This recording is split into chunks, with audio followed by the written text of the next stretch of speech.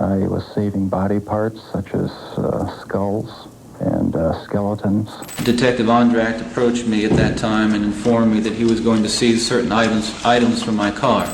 Into an area, and my son was there, and I killed her. The 1970s and 1980s are often referred to as the golden age of serial killers in the United States.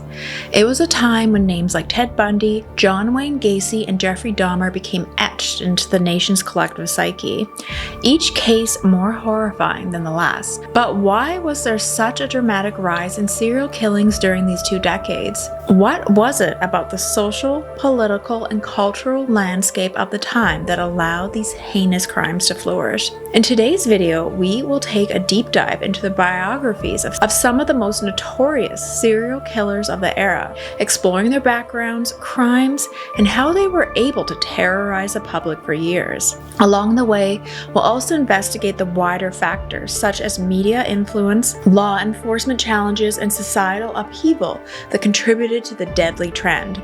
Get comfortable because this will be a chilling journey into the darkest corners of the human psyche.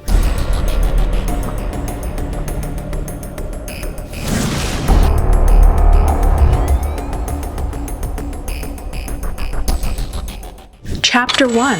The cultural backdrop of the 1970s and 1980s. To understand why the 1970s and 1980s became fertile ground for the rise of serial killers, we first must need to examine the cultural landscape of these decades. This era marked a profound shift in the American psyche, one shaped by social, political, and economic upheaval.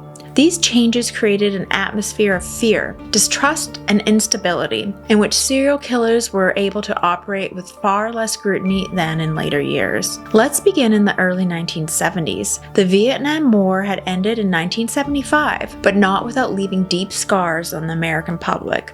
The war not only fractured the nation's sense of purpose, but also left returning veterans traumatized. These veterans, many of whom struggled with PTSD, returned to a country that often turned its back on them. The counterculture movement, which rose in opposition to the war, was still challenging the status quo. Protests, civil rights struggles, and rebellion against the establishment created a climate of unrest, where traditional values were questioned and societal norms were shifting. Post-Vietnam, national disillusionment and distrust. At the same time, the Watergate scandal exposed the corruption within the highest levels of government. The public's trust in politicians and authority figures was shattered. Richard Nixon's resignation marked a symbolic breakdown in the belief that government could be trusted to protect its citizens. This sense of betrayal, combined with the ongoing civil rights battles, made the 1970s a decade of significant disillusionment. It kind of feels like now, to be honest, now that everything's been exposed. Citizens felt abandoned by the very institutions meant to provide security and stability. Alongside the social revolution was the collapse of America's urban centers. Definitely seems like now. In the 1970s, major cities like New York, Detroit, and LA suffered from economic decline, industrial collapse, and the rise of inner-city crime. The American dream, which promised prosperity and stability, was slipping out of reach for many families. Crime rates soared, particularly violent crimes, and neighborhoods once considered safe became dangerous. This is so interesting. It really feels like a reflection of what's going on now. The social fabric was unraveling, leaving citizens vulnerable not just to ordinary crime, but to the calculated terror that serial killers like John Wayne Gacy and the Son of Sam would bring. Urban decay, the rise of crime and social disorder. Serial killers thrived in the cracks of the deteriorating society. The social isolation created by crumbling urban environments, along with widespread fear, provided a perfect cover for predators. Law enforcement agencies were overwhelmed by the sheer volume of crime and the investigative tools needed to catch serial killers, such as criminal profiling and forensic science. These were still in their infancy. This allowed many killers to continue their murderous activities undetected for years. The cultural shifts didn't stop there. The sexual revolution, which had begun in the 60s, gained even more momentum in the 70s. As attitudes towards sex became more liberal, traditional family structures began to change. More women were entering the workforce and enjoying newfound independence, particularly in urban environments. While this era of sexual freedom was empowering, It also created new vulnerabilities. Women were increasingly moving alone in public spaces, college campuses, bars, clubs, and public transportation, which became hunting grounds for killers like Ted Bundy and the Hillside Stranglers. The sexual revolution, new freedoms, new vulnerabilities. As women asserted their independence and freedom, serial killers, particularly those who targeted women, found more opportunities to exploit this newfound autonomy. The rise of hitchhiking culture also contributed to this dynamic where women traveling alone became easy prey. Hitchhiking was popular in the late 60s and early 70s as it symbolized freedom and rebellion against the norms of society. However, it also provided a deadly opening for predators like Edmund Kemper and Bundy, who used it to lure unsuspecting victims. By the 1980s, America experienced a political and economic shift. Ronald Reagan ushered in the era of conservative values, economic growth, and a strong focus on law and order. Yet, despite the economic recovery, the darker undercurrents of the 70s persisted. The war on drugs was in full swing, and the drug epidemic ravaged inner cities neighborhoods. The 1980s, the war on drugs and urban crime. The drug epidemic not only worsened crime rates, but also put further strain on law enforcement. Police were overwhelmed by drug-related violence, and resources were often diverted away from other crimes. This allowed serial killers to continue preying on vulnerable populations, particularly in urban environments where the community trust in law enforcement had deteriorated. In addition, the 1980s saw the rapid rise of the media, including the 24-hour news cycle, which sensationalized crime stories and fed the public's growing fascination with serial killers. Cases like Richard Ramirez, known as the Night Stalker, gripped the nation as they were reported in real time. The media not only spread fear, but also gave killers like Richard Ramirez a perverse kind of celebrity, emboldening them and stoking the public's appetite for shocking crime stories. The media's role in amplifying the fear surrounding serial killers cannot be understated. Serial killers became public figures, almost mythologized by constant coverage. While this attention often aided in capturing some killers, like Richard Ramirez, it also fueled the notoriety that many of them craved. For killers like the Zodiac, who taunted police and media with cryptic letters, and Bundy, who relished his time in the spotlight, the media provided a platform to further their own twisted legacies. The role of media: serial killers became celebrities. Meanwhile, the criminal justice system itself was unprepared for the rise of serial killers. Profiling and criminal psychology were only beginning to be studied, and there was little understanding of the patterns of behaviors that define serial killers. The FBI's Behavioral Science Unit, which now plays a pivotal role in hunting serial predators, was only established in the early 70s. Serial killers often operated across state lines, and without modern databases and instant communication between jurisdictions, law enforcement agencies were unable to connect the dots between multiple murders. Chapter 2: The Influence of Media and the Birth of the Serial Killer Celebrity. The emergence of 24-hour news cycle and sensationalism became a hallmark of television, radio, and print journalism. The media's fascination with the macabre and the public's growing hunger for salacious, shocking stories collided, leading to the birth of the serial killer celebrity. Before this period, crime reporting was often local and less sensationalized. But with the advent of more widespread media coverage and the rise of tabloid journalism, stories of serial killers began to dominate the national conversation. Serial killers were not just feared, they became a twisted form of entertainment. The public couldn't get enough of the gruesome details, and the media was eager to provide them. The rise of sensational crime reporting. Television was especially influential in turning serial killers into household names. In the 1970s, news networks began covering high-profile murder cases with unprecedented intensity. Ted Bundy, for example, was not just portrayed as a cold-blooded killer, he was framed as a cunning, almost charismatic villain. His ability to charm reporters, women, and even law enforcement officers made him a unique figure in the media landscape. The press highlighted his intelligence, good looks, and his sociopathic confidence, portraying Bundy as a complex anti-hero, a stark contrast to the image of the deranged, psychopathic killer most people envisioned. Ted Bundy's trial in Florida, one of the first to be nationally televised, attracted a huge viewership. The media spectacle turned his courtroom appearances into much-watched television. Rather than focusing solely on the suffering of the victims or the heinousness of the crimes, much of the coverage focused on Ted Bundy himself, his personality, his defense strategies, and his outbursts in court.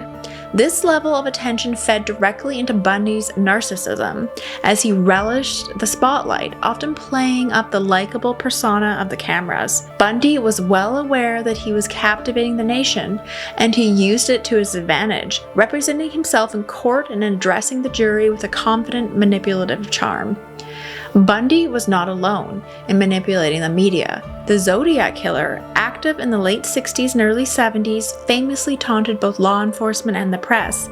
He sent cryptic letters and ciphers to newspapers, demanding front-page attention. His letters were not just confessions, they were games, riddles for the police and the public to solve. By engaging with the media directly, the Zodiac Killer turned himself into a terrifying enigma, heightening public fear and fascination.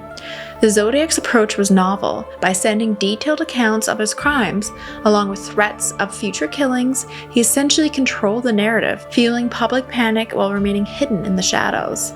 The media's constant coverage of his letters, ciphers, and threats elevated the Zodiac to a near mythical status. To this day, the Zodiac remains unidentified, and his cryptic communication with the press remains one of the defining aspects of his legacy. The Zodiac Killer, master of fear and mystery. This symbolic relationship between the media and serial killers like Bundy and the Zodiac Killer amplified their crimes to an unprecedented scale.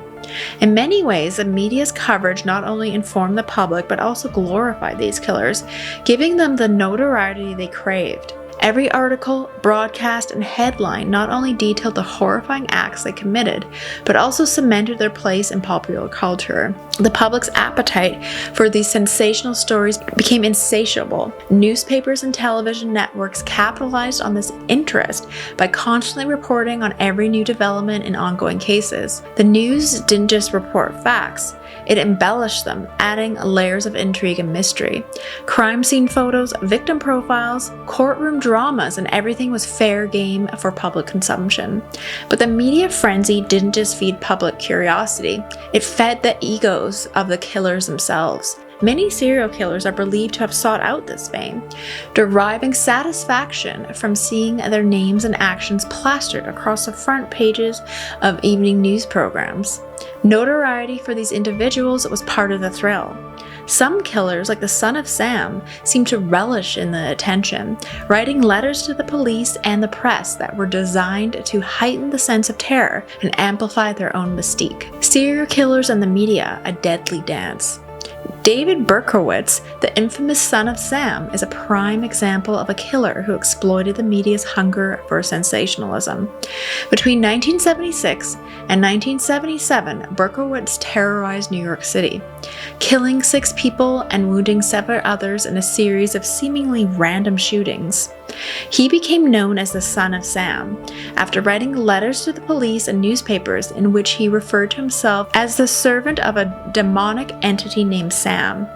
The media seized on these letters, running them on front pages and treating each new development like a piece of a dark puzzle. Berkowitz's chilling persona was built, in part, by the media's breathless coverage.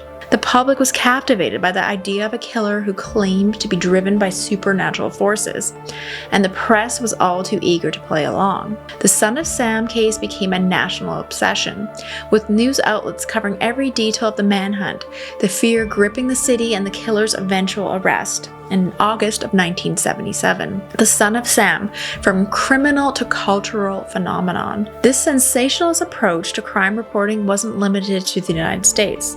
In the United Kingdom, the case of the Yorkshire Ripper dominated headlines in the late 70s and early 80s. Peter Sutcliffe, who murdered 13 women over a 5-year period, was dubbed the Yorkshire Ripper by the British press, a name that evoked memories of the infamous 19th century killer Jack the Ripper.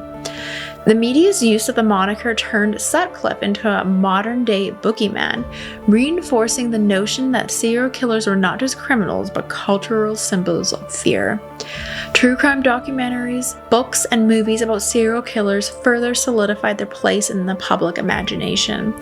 These narratives often focus on the psychology of the killers, attempting to unravel what made them tick. While these analyses were important for understanding criminal behavior, they also in some cases humanized the killers, making them figures of fascination rather than simply objects of fear. True crime serial killers as entertainment. By the 1980s, the phenomenon of serial killers as celebrities has reached new heights. The introduction of the 24-hour cable news meant that major criminal cases were covered in exhaustive detail. The constant media coverage blurred the lines between information and entertainment, with some serial killers becoming household names as a result. Richard Ramirez, the Night Stalker, was one such figure. Ramirez's crimes, home invasions, SAs, and murders that terrorized LA in 1984 and 85 were reported around the clock. The Night Stalker's trial, like Bundy's before him, became a media spectacle. He showed no remorse, famously flashing a pentagram drawn on his palm to the courtroom and the cameras, further cementing his image as a satanic villain. The press devoured every moment, broadcasting Ramirez's defiance and sinister gestures to the world, making him a symbol of evil. Serial killers, by their own very nature, crave control over their victims, over the investigation, and in many cases over their public image. For many of these individuals, the media provided a platform that allowed them to project their distorted personas into the public sphere. Whether through direct communication, as in the cases of the Zodiac Killer or Son of Sam, or through the media's fascination with their trials, as seen with Ted Bundy and the Night Stalker, the spotlight was an integral part of their satisfaction. In this era, the rise of serial killers and the rise of mass media fed into each other, creating a feedback loop of fear, fascination, and fame. Each new case captured the nation's imagination, ensuring that serial killers would not be remembered for their crimes, but immortalized in history and pop culture. Chapter 3: Ted Bundy. Ted Bundy is perhaps the most infamous serial killer in American history, not just because of the sheer brutality of his crimes, but because of the disarming, almost paradoxical nature of his personality. Born on November 24, 1946 in Burlington, Vermont, Bundy's early life appeared outwardly normal, but his childhood was fraught with complexities that would later influence his darker impulses. Bundy was raised by his maternal grandparents, but he was led to believe that they were his parents and that his biological mother was his sister. It wasn't until he was a young adult that Bundy discovered the truth. The woman he thought was his sister was actually his mother, Eleanor Louise Cowell. This revelation reportedly had a profound impact on Ted Bundy's psyche, triggering feelings of betrayal, confusion, and deep-rooted anger.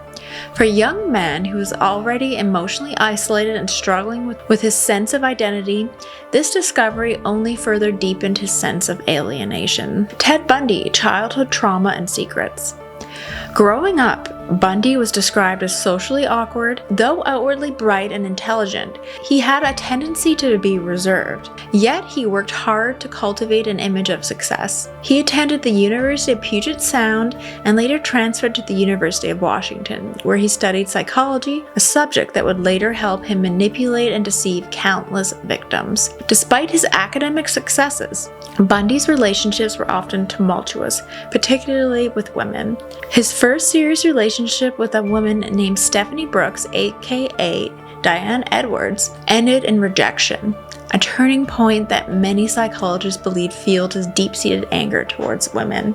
In the early 1970s, Ted Bundy moved to different states, attending law school in Utah and working for political campaigns. On the surface, he appeared to be a respectable, upwardly mobile young man. He even worked at a hotline for prevention of taking your own life, demonstrating his ability to mask his true intentions with charm and empathy. But behind the facade lurked a sadistic predator. Bundy began his killing spree in 1974, targeting young, attractive women, many whom shared a striking resemblance to Stephanie Brooks, dark-haired, slender, and beautiful. Bundy's method of luring his victims was as calculating as it was chilling.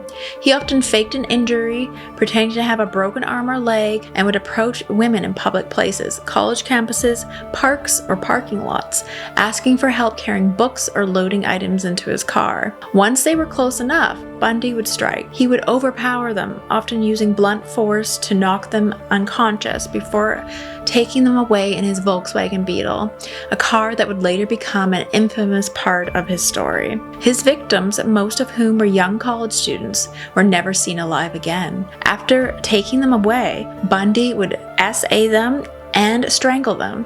In some cases, he revisited the crime scenes to perform other acts with their corpses. His killing spree spanned several states, including Washington, Oregon, Utah, Colorado, and eventually Florida. Ted Bundy's MO: charm, deceit, and brutality. By the time Bundy's crimes were fully uncovered, he had already left a trail of devastation across multiple states. His intelligence and charm allowed him to blend in seamlessly, moving from one location to the next, often staying one step ahead of law enforcement. At the height of his killings, Bundy even volunteered on political campaigns, once working for the Republican governor of Washington and mingling with influential figures, all while continuing to murder women in secret.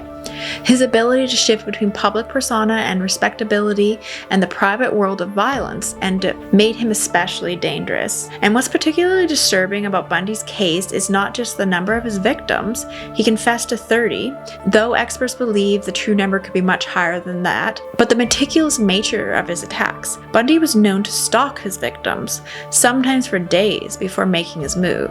His charm, his good looks, and intelligence defied the stereotypical image of a serial killer. He used these traits as weapons, making him all the more difficult to catch. And Ted Bundy has always terrified me, and I think in part because he just seems like someone you'd pass on the streets and you would not suspect it. And I could see myself being manipulated by someone like that. If you see him speak on camera, it's quite shocking. It's just the killer amongst us, you know what I mean? Ted Bundy's capture and escapes. Bundy's run-ins with the law began in the mid-70s when he was arrested for possession of burglary tools in Utah. It wasn't until a year later that his name became linked to several disappearances. In 1977, while awaiting trial for the kidnapping of Carol Dahmer, one of the few women to survive his attack, Bundy managed to escape from custody. During a court hearing in Aspen, Colorado, he jumped from the second-floor window of a courthouse library, taking advantage of lax security and injuring himself in the process, but eluding capture for 6 days. His ability to evade law enforcement didn't stop there. Later, in December of 1977, while being held in the Garfield County Jail in Colorado, Bundy orchestrated another escape, this time crawling through a hole he had cut in the ceiling of his cell. He lost more than 30 pounds in preparation for this escape. He fled to Florida, where he would commit some of the most gruesome and infamous crimes. In January 1978, Bundy broke into the Chi Omega sorority house in Florida State University, where he bludgeoned and strangled 2 women, Margaret Bowman and Lisa Levy, to death and severely injured 2 others. His violent rampage didn't stop there. Less than a month later, Bundy captured a 12-year-old Kimberly Leach from her school in Lake City, Florida. Her body was later found in an abandoned pig shed. Bundy's time in Florida marked the final chapter of his killing spree. Following a routine traffic stop in Pensacola in February 1978, Bundy was finally apprehended. His capture marked the end of his killing spree and reign of terror that spanned across multiple states and left dozens of families devastated. The trial of the century, Ted Bundy in court. Bundy's trial in Florida was one of the first to be nationally televised, and it turned the serial killer into a media sensation. Bundy, ever the narcissist, chose to represent himself, relishing in the attention and using the courtroom as his personal stage.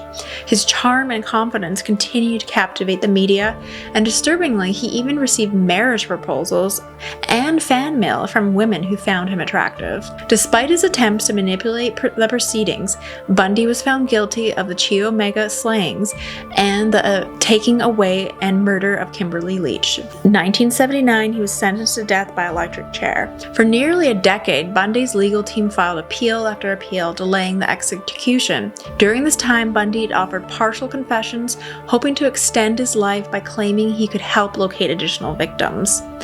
Bundy's execution on January 24, 1989, brought a grim sense of closure to his reign of terror. Crowds gather outside the Florida State Prison, cheering and holding signs that read, "Burn, Bundy, burn." As the serial killer was led to the electric chair, his death did little to erase the horrors of his crimes, but it brought an end to one of the darkest chapters in American criminal history. Chapter 4. John Wayne Gacy, the Killer Clown. While Ted Bundy was terrorizing the West Coast, another predator was stalking his victims in the Midwest. John Wayne Gacy, also known as the Killer Clown.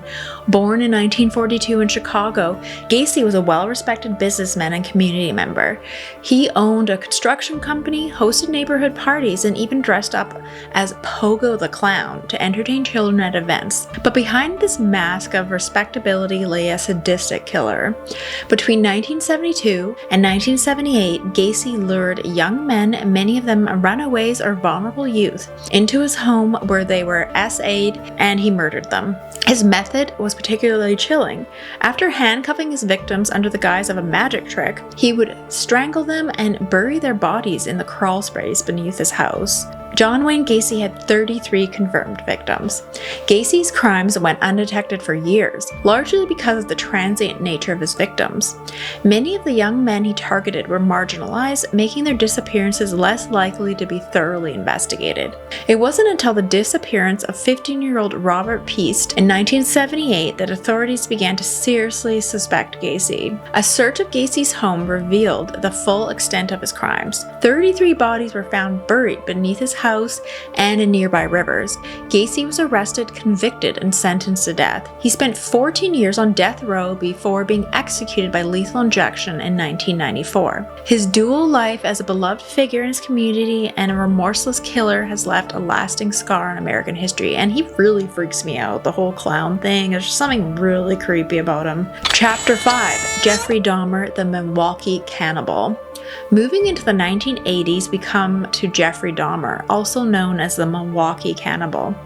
Born in 1960 in Milwaukee, Wisconsin, Dahmer's childhood was marked by a fascination with dead animals and a growing sense of isolation. His violent fantasies began to take shape in his teenage years, and by the time he committed his first murder in 1978, Dahmer's dark urges had fully taken hold. Dahmer's killing spree lasted from 1978 until his arrest in 1991. Because I wanted to keep them with me. And as my obsession grew, I was saving body parts such as skulls and skeletons. During which time he murdered 17 young men. What made Dahmer particularly notorious was the nature of his crimes. After killing his victims, Dahmer would dismember their bodies, perform acts on them, and in some cases eat them. He kept body parts as trophies, preserving them in his apartment, which police later described as a house of horrors. Yeah, he's absolutely disturbing. Jeffrey Dahmer and his 17 victims. Dahmer targeted vulnerable men, many of them who were marginalized from the LGBTQ community or those struggling with homelessness. He would lure them into his apartment with promises of money and companionship, where he would drug and kill them. His crimes were unnoticed for years, in part because of police negligence, and on one occasion, officers returned an escaped victim back to Dahmer, not realizing they had delivered him into the hands of a killer, which is insane. That'd be terrifying. Dahmer was eventually caught when another would-be victim, Tracy Edwards, escaped and led police back to his apartment. Inside, they found human remains, including heads and organs, in Dahmer's refrigerator. Dahmer was sentenced to life in prison but was killed by an inmate in 1994. And Dahmer seems so unassuming, kind of, when you look at him. He just seems like you wouldn't necessarily suspect much from him. Chapter 6: The Zodiac Killer and the Unsolved Mystery. While Bundy, Gacy, and Dahmer were eventually caught and brought to justice, the Zodiac Killer stands out as one of the most chilling unsolved mysteries in American criminal history. Active primarily in Northern California between the late 60s and 70s, the Zodiac's reign of terror left a lasting mark on the San Francisco Bay Area, plunging it into fear and sparking one of the largest manhunts in U.S. history. Despite decades of investigation, the Zodiac's true identities remain unknown, making him a figure of enduring intrigue for both law enforcement and the public. The Zodiac Killer's known murder spree began in 1968 and continued until 1969, though some investigators believe he may have committed other murders both before and after this period. Officially, the Zodiac is confirmed to have killed 5 people, but in his cryptic letters to the press, he claimed to have murdered 37. His tendency to target young couples, often in isolated remote locations, made his attacks unpredictable and fueled public paranoia. The fact that he toyed with the media and police through taunting letters, unsolved cryptograms, set him apart from other serial killers of his time, giving him a particularly haunting legacy. The Zodiac's MO was as chilling as it was methodical. He often targeted the young couples parked in lovers' lanes or isolated rural areas. His attacks were brutal, with victims either shot or stabbed, often with no apparent motive other than to satisfy the killer's violent urges. His first confirmed attack took place on December 20th, 1968, when high school sweethearts Betty Lou Jensen and David were shot to death near Vallejo, California while sitting in their car.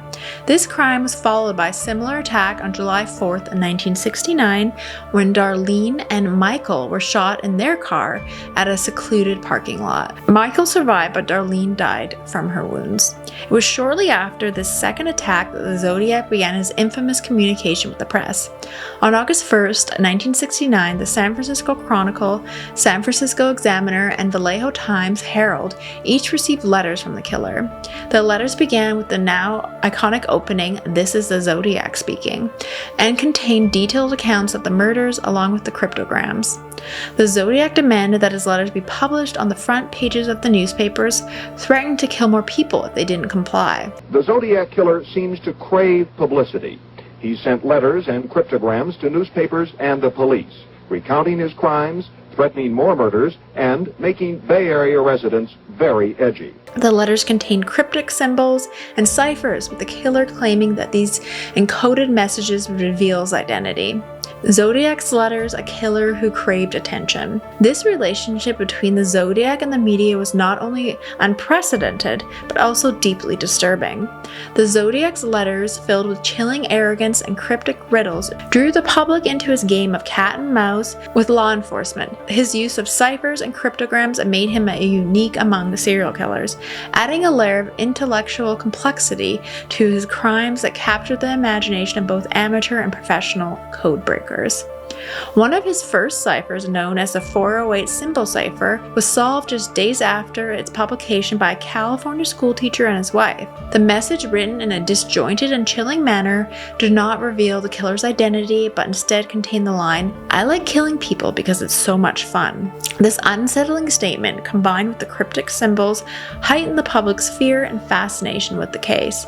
While some of the Zodiac ciphers have been solved, others remain unsolved to this day, including the infamous 340 symbol cipher sent to the San Francisco Chronicle in November 1969. I wonder if anyone will ever solve that. The inability to crack these ciphers has kept the mystery of the Zodiac alive for decades, fueling countless theories and speculations about his identity and motives. The Unsolved Ciphers, Zodiac's Lingering Mysteries. As the Zodiac continued to send letters, his tone grew more taunting and his threats more specific. He claimed responsibility for other unsolved murders, often providing details only the killer would know. In October 1969, he sent a letter to the San Francisco Chronicle in which he claimed credit for the murder of a cab driver, Paul Stine, in an affluent area in San Francisco. Stine's murder was a departure from the Zodiac's usual pattern of targeting young couples, and the killing, which took place in a residential area, shocked the city. Witnesses reported seeing a man leaving the scene of Stine's murder, providing police with a detailed description of a white male, approximately 35 to 45 years old, stocky and wearing glasses. Despite the promising lead, the Zodiac was able to evade capture, and the case grew colder with each passing year. The Zodiac's ability to vanish after each attack, combined with his cryptic letters and taunts, made him seem almost supernatural, an elusive figure who could strike at any time and disappear without trace. Despite his bravado, the Zodiac's killing spree appeared to end as abruptly as it began. His last confirmed murder occurred on October 1969, and after that his letters became less frequent. However, he continued to communicate periodically with the media, sending his last confirmed letter in 1974. In the final letter, the Zodiac referenced the 1970 film The Exorcist, calling it the best satirical comedy that I have ever seen. He signed the letter with his signature crosshair symbol, reminding the public that he was still watching. Over the years, numerous suspects have been investigated and countless theories have emerged from the Zodiac's identity. Some of the most notable suspects include Arthur Lee Allen, a convicted child attacker who lived in the Vallejo area during the time of the killings. Allen was a strong suspect, as circumstantial evidence appeared to link him to the crimes, but no definitive proof ever emerged. Despite decades of investigation, the lack of physical evidence, particularly in the pre-DNA era, made it impossible to conclusively tie an individual to the Zodiac murders. Arthur Lee Allen, the prime suspect. Even today, the Zodiac case remains one of the most famous cold cases in American history.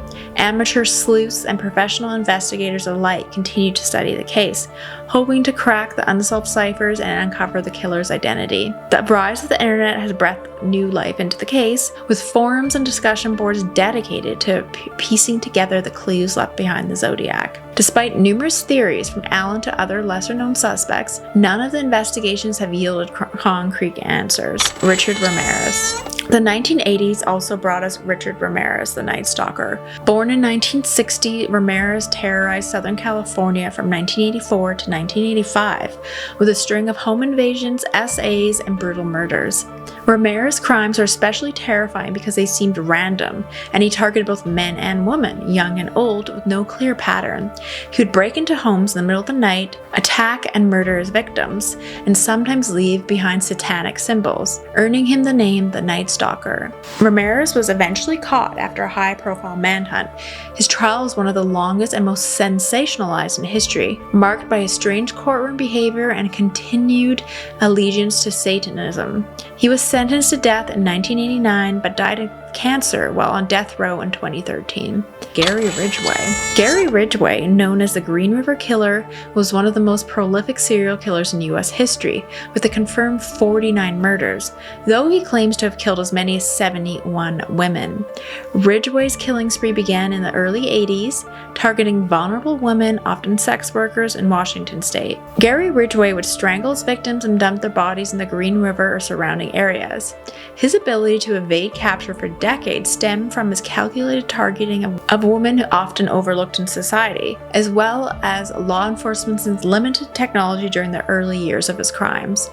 Ridgway was finally arrested in 2001 after a DNA match tied him to several victims. He was sentenced to life in prison without parole, and he remains behind bars today, one of the most notorious serial killers in modern history. Chapter 8. Why the 1970s and 1980s? So why were the 1970s and the 1980s such a fertile time for serial killers? There are several factors to consider. First, law enforcement in these decades simply wasn't equipped to handle the complexities of serial crimes. DNA technology didn't exist until later in the 80s, and police departments often lacked the ability to share information across state lines, allowing killers like Bundy and Gacy to operate in multiple jurisdictions without being detected. The social upheaval of the time also played a role. The Vietnam War, the Civil Rights Movement, the sexual revolution, and the rise of countercultural movements all contributed to the sense of instability and vulnerability. Serial killers often prey on the most vulnerable in society, and in these decades, the fractures in American society left many people unprotected. The rise of mass media and the sensationalism surrounding these killers also can't be ignored. The more attention serial killers receive, the more they were able to achieve a kind of perverse celebrity status. For some killers like the Zodiac or Ted Bundy, this attention was part of the thrill. Finally, there's a psychological aspect. Many of these killers, particularly those like Dahmer and Gacy, have deeply traumatic childhoods marked by torment and neglect and mental illness. These personal histories, combined with a society that often overlooked or ignored the signs of severe mental illness, created a perfect storm for these individuals to act on their violent impulses. The 1970s and 80s were a terrifying time in American history, where the rise of serial killers left a lasting mark on the national consciousness. While many of these factors that contributed to the golden age of serial killers have since been addressed through technology advancements, law enforcement, and social services, the legacy of these killers continues to haunt us. If you found this exploration of the rise of serial killers in the 70s and 80s informative, don't forget to like and subscribe and hit the bell notification for more deep dives into history's darkest mysteries. And let me know in the comments below, do you think people are born serial killers or do they become them through their upbringing? I'm always curious. It is sick thinking that someone could do any of these things. Anyways, don't forget to check out some of my other dark history videos.